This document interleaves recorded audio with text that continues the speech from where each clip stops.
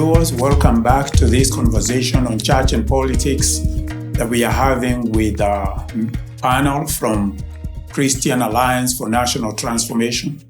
We welcome you again as we continue in this conversation. Very, very interesting. We've heard that Christian leaders can actually leave church, go do politics, and then come back and still remain members of the church, remain integrated, remain under the counsel and wisdom of biblical counsel from the church. And at the same time, they can come back without causing too much disruption through the wisdom that is provided in the Bible and by the elders. So we welcome you back. We continue in this conversation. We would like to hear from you, Chairman James. How do we treat those vying for elective positions, whether they're Christians or not, but they come to church during campaign activities and they want to be given audience? How should we handle that? So, that's a very good question. By the way, I've experienced it. Wow. We actually have some people in our church who are vying for certain positions in different places. As you do know, every meeting has a purpose that must be achieved at the end of the same. And political activity is different from church gatherings. So we believe that when a politician comes to a church gathering, he or she should respect the purpose of that gathering. It's a church gathering. Predominantly, it's a gathering where people come to worship God and to hear God's word that cuts across. The word helps the politician, the engineer, the doctor, every one of us comes to get wisdom to know what to do in our various disciplines and callings. So for the sake of order and to maintain respect for all institutions, church being one of them and politics being another one, it is good to separate issues. So when someone visits the church, he should come in as a worshiper and not seek special treatment or so. But in case such a person is given an opportunity to maybe speak or greet the church, then he should not bring in politics. He should behave like all the other worshippers. We all came to pray. We all came to seek the face of God. So he or she should also do the same. That is to say, we should keep away politics from church. But as soon as the service is over, the politician can do his politics, the doctor can do his medical practice, and the teacher can do his lessons, etc., etc. So politics should be kept from the pulpit. We have seen instances where politicians are given chance to speak or say something in a service. And no church leader should be foolish enough to think that all members in his church are supporting his preferred candidate. You might be shocked in some cases. The bishop supports one candidate and his wife or children supports the other one. Yeah. And so if you appear like you are featuring one person or one part, then you're going to affect the unity of the church. And if there'll be discordance within the church, then the whole purpose of our gathering has actually not been achieved. So all politicians are welcome to our churches, and we should not show any partiality. We should receive all, with a warm welcome. Even those who are not necessarily Christians, they are welcome if they want to come and worship with us, if their faith so, allows. And with due respect, we receive them all, no partiality. But then we keep politics out of the church service, which usually is anything between 2 hours and 2.5, 3 hours. After that, we have the whole day, 24 hours minus 3, gives you 21 hours to do the rest of it, including politics. Yes, sir. Wow. What I find, Simon, is I have not seen politicians allowing a pastor to preach a little bit in their political meeting. Yeah. Okay. Why do pastors allow them to preach their politics in the pastor's pulpit? Mm-hmm. I think something is wrong. As James has said, we should stay at the church service if it was a church service. But anything else can be done after service in a different setting. It could be in the church compound, but doesn't have to be at the pulpit during the service. This matter of partiality and the issue of party politics, I think, can be very controversial. Mhm. As James, you have said, the bishop could be preferring one candidate and his wife another candidate. Exactly. Meshach. And it is their political, it is their democratic right. Yeah. Yes. Because getting married to someone does not mean that she must vote for your candidate. Or think always like you. Yes, exactly. Wow. But Meshach, Yeah. how do we divide this? Yeah. Because is it possible to keep away that from dividing the church, or how should the church handle that matter? Yeah, let me add something there on what James has said. Yeah, I think politics can be very emotive and divisive Mhm. because of the political parties, as you are saying, plus also interest. Everyone wants to win. Everyone wants to get a position. But we know not everyone will get there. So only one will get a particular seat. But because politics can be very emotive, that's why we need to keep politics outside or away from the pulpit. Because you don't know what somebody will say. They will not come with a written statement to say what they want or to ask for votes. And we don't know what they'll appeal as far as getting the support of the people is all about. What are they appealing for? Is it because of their record? Is it because of what? All these things can be said outside the church setup. So to me, I think the leaders must be wise and courageous when a particular politician comes to church, even if the politician is a Christian. He should follow that. He knows better. He should know better that we need to respect the gathering of God's people because they have come for that particular purpose. And whatever else they want to say, it can be said outside there. So keeping away from politics helps the people and also the leaders themselves, so that if a politician comes to church, he's facing a contest, so it's tough, and that's why they ask for prayers. I hope the asking is genuine, because sometimes they just want to be prayed for to win. But it's not enough. That's not enough. It's not enough for politicians to see us as offering a magical solution by just saying a prayer. Sometimes we may not give the prayer, but we can pray generally that they come forth the way they are supposed to be and tell people the right things. Because most people, when they are looking for positions, they will not say the exact things that needs to be said, especially in the context of campaigns out there. But in the church, you cannot come to church and begin to lie there. If that happens, there is no need. Otherwise, the pastor will tell you, okay, sit down, what you're saying can be verified later outside the church. But in the context of what we are saying is that church leaders, let's be very careful when we know politicians are visiting our church. Let's tell them in advance. Don't wait until when they are inside there. Tell them in advance that please, when we are going to give you any space to greet, just greet the people and all. I think that was well said. I don't have to add much on that. Yeah. Meshach, that's very interesting. Once we have, it almost looks like the church, especially in our current day, has begun to participate in voting. Should the church take a partisan position or political alignment in the engagement of the process? Yeah, that's a good question and quite a heated one. It creates a lot of debate whether the church should show or should be partisan or show a support of particular candidates and all that. Let me say first, the decision to vote is personal.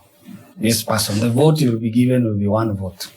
And therefore, that means you have made your personal decision on who you will vote, depending on their manifesto, depending on their track record, depending on the good qualities of leadership that we've talked about, whether one is a Christian or not. There are things we must look for. Some things like honesty, some things like, keeping your word in terms of promising people this or the other. If that does not show in any candidate, then I, as a leader, as a church leader, cannot go with that. And I make my own personal decision on that. I will create awareness in the church where I lead, because the people look to me for help and in decision making. I'll make sure that I don't give them a preferred candidate, because that's their personal choice. And because it's a personal choice, they need to look for certain signs, certain marks of good leadership, and then we make decision from that. But when we come to politics, the political field out there, people come with their parties. They have grouped themselves into parties for the sake of numbers, strength, resources, and all that. That's why politicians come up with their political parties. As a church, we must be very careful how we deal with the partisanship and alignments, because we need to keep an impartial position. I call it impartial. The church should not be neutral on matters politics. Why? Because we have values, we have convictions. I have values, I have convictions. I cannot elect anybody. That means I have a position as far as choosing and electing leaders is concerned.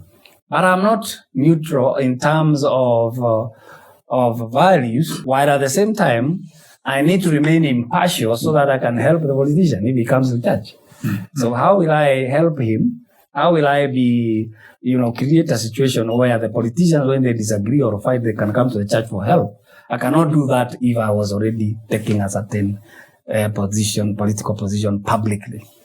I may have my own political position, but it should not be a public matter. I don't think so. And I don't think the church should be, in politics, it's selling and buying. People are selling themselves. They want votes. So why should we choose you? When we look for values, we cannot be neutral on that. While at the same time, the church needs to be impartial. That means you don't publicly support one side against the other. Why? Because those are personal decisions that people should make. Mm.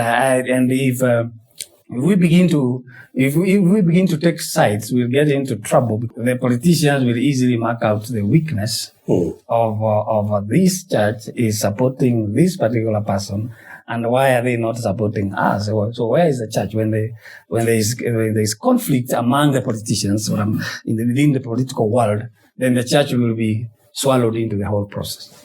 The church will be they say politics is dirty. There are many dirty things in politics. That's true. We want, and that's why we need to clean it up. Huh? Yeah. To clean it up because it can be quite dirty. Yeah. And it's a mixture of so many things. It's interest. The people in the world can fight. They can become violent. That's why there are policemen all over during the election. But as the Christian, I think we should take a different posture. We are peaceful people. We want to vote peacefully. And we don't want to make our position public, but we will tell people the qualities of a good leader. That one we have to be very clear. This is, if we want to, they are not perfect. Leaders will not be perfect, but at least if we get to a point where we have to choose, we are in a position of, if you have to compare evil, there is a lesser evil and the greater evil. We would better choose the lesser evil than the greater evil if we were to pick leaders on that basis. Because this is a nation, we all have democratic rights to vie for positions or for political positions. And if we have to choose one who is not a Christian, then we will pick one who is not a Christian but is alive, at least, bears the minimum qualities of a good leader. And they are there. They are good leaders. They may not be Christians or they may not be coming to church, but they are good leaders. So at that point, I would advise that the church does not take a position publicly that would confuse and make it look like it is partisan and taking a certain side. And even may add something to what our elder here has said. The church should not be at loggerheads and at war with the government of the day. Mm-hmm. Unfortunately, sometimes you find the church in a given nation is at war with the government of the day, in which case then the church takes the posture of wanting to remove that government that seems to be opposed or against them, so that then they can have a better day or dispensation. the ideal situation should be that the government is the government, enforcing the law of the land. Then the church is the church, discipling people to be followers of Christ. And in the case like of Kenya, we have what we call freedom of worship. So there should be no interference. Therefore, the church does not need to win elections. And the church candidate, preferred candidate, so to say, although in many cases, one part of the church is supporting one candidate, the other section is supporting the other one, and also the other one. And sometimes you have very many of them, like in Kenya, sometimes we have 2, 3, 10, sometimes we have 50 of them. And so the church candidate or preferred candidate does not have to win the elections, but let the best man win and let the church be the church. And our role after government is formed is to pray for that government, to comply, to support that government, do the best we can to make sure that they have a peaceful time in their reign and rule. Wow. Yeah. I see wisdom there. I need to add this, Simon, that the church should be able to be in a position to speak to the government and the opposition. It doesn't matter who is in at all times. Those who are in today need to hear the voice of the church. Those who will be in tomorrow will need to hear the voice of the church. The church is not going to go anywhere. True. The church should be alive to the fact that every once in a while, we are going to have a new leader. And even the best leader is going to be there for a certain period of time. The church is here to stay. So the church should not take narrow positions where we behave like we are going in for 5 years or 10 years. The church should be long-term. So should make decisions that benefit the church and the nation, and should be able to carry the values and the voice that is God's voice to the current rulers and to the future rulers. We have seen before some people who are in government this time are in opposition next time. And you don't know whether they will turn around the other time. Now, the church will not move in government this year, next year, out of government. And so the church will remain as church, able to speak to those who win and to those who lose, to those who are in today and those who are out. They are all our children. They are all the people we are called to.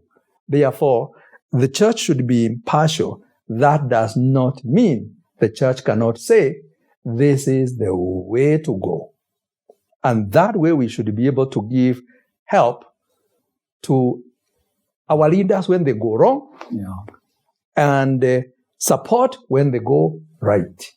That's where the church should be, a place where you can speak to either way. Yeah. And we should not lose that position at any time. Yes, sir. So if my preferred candidate didn't win, it doesn't mean I, as a member of the church, didn't win. No, you didn't. I mean, you exercised your democratic right to choose a leader. And since it's democracy is not winning. Democracy is presenting somebody who will win or lose. Now, the one who wins becomes our chosen person. The one who loses becomes our person still. I think the problem of considering one who loses is a failure or something is actually possible for somebody to be God's choice for leadership and fail. Because people have a choice. They can refuse to hear even what God says. Wow. Yeah. So just because this was God's preferred candidate does not mean that people cannot reject God's preferred candidate. We've seen it in the past. God has chosen someone. The people have chosen another. God has said, this is my way. People have said, we want our way. So just because of these things, we must be careful not to shift our responsibility. Our responsibility as the church is to become the conscience of the land, to become God's voice, to become priests for the land, so that we can pray for the land, to become the prophetic voice to the land, all of that. But that cannot be done if the church moves from church and goes to the field of politics. However, our members should go there. But then we should help them to do politics in a godly way, because it's not correct for them to do the business of eliminating and frustrating and mudslinging and all that. Yet they also need to know what happens when they are going to go out. They will be maligned, they will be insulted, they will be fought, all those things. That's why I think Meshach said, when they come back, some will be very wounded, even if they win. Mm-hmm. And they need to have come back and be nurtured and helped and supported. Yeah. And especially when they fail, they think those who celebrate their failure should not be the church. Mm-hmm. Our casualties are our casualties. Mm-hmm. We should take them in, treat them, help them, counsel them, put them back to their feet. They failed today, they can win tomorrow. Yeah. So that's the position of the church should be a place where we can have healing, a place where we can speak for God, a place where we can guide, direct the nation both ways, both the losers and the winners, both the government and the opposition, the politicians who come to church and those who don't come. I realized when the church becomes church, even people who don't go to church want to hear what the church has to say. And we have something to say. And they need to know that we have a voice they need because we are speaking on behalf of God. Thank you. Can I add something? Add something. Yeah. I like that point you just mentioned, that when the government forms, there will be the opposition. And the church will be able to speak to both the government and the opposition. And still being in the opposition is a good role because it helps call the government to accountability. Yeah. But let me chip in the thought here that authority to rule or to govern the affairs of men, by the way, ultimately comes from God. Mm-hmm. That's what Romans chapter 13 says.